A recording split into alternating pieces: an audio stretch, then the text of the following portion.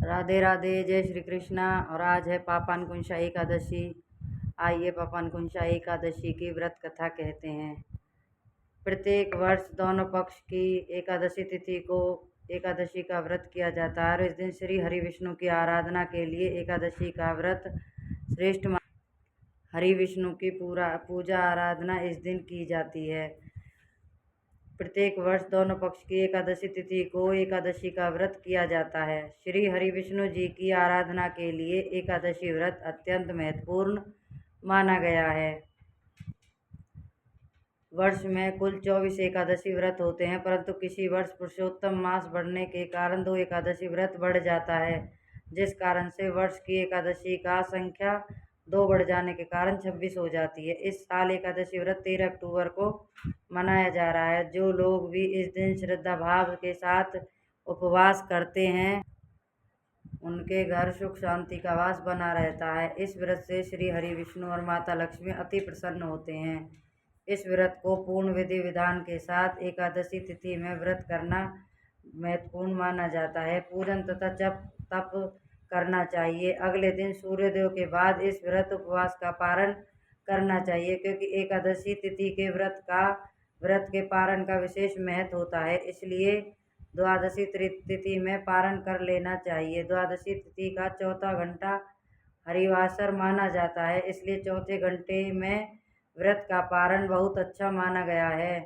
अश्विन शुक्ल पक्ष की एकादशी को पढ़ने वाले पापानकुंशा एकादशी व्रत के दिन माता तुलसी को जल नहीं देना चाहिए, क्योंकि ऐसी मान्यता है कि इस दिन माता तुलसी स्वयं एकादशी का व्रत करती हैं।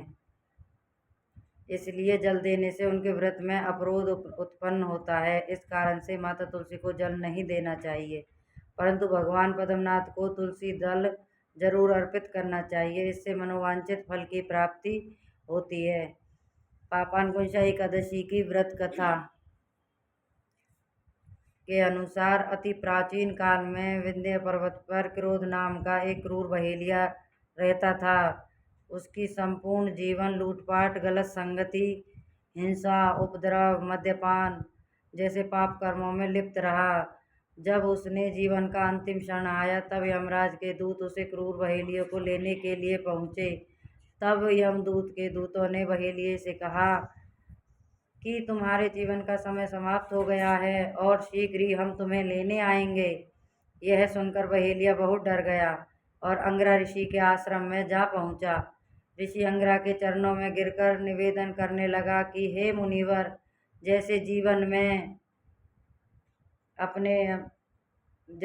में अपने बहुत पाप कर्म किए हैं, कृपया कोई मुझे ऐसा विधि विधान, उपाय, व्रत, पूजा पाठ बताइए जिससे मेरे जीवन के सभी पाप कर्म समाप्त हो जाएं, अथवा भगवान विष्णु का आशीर्वाद प्राप्त हो, अर्थात मोक्ष की प्राप्ति हो जाए।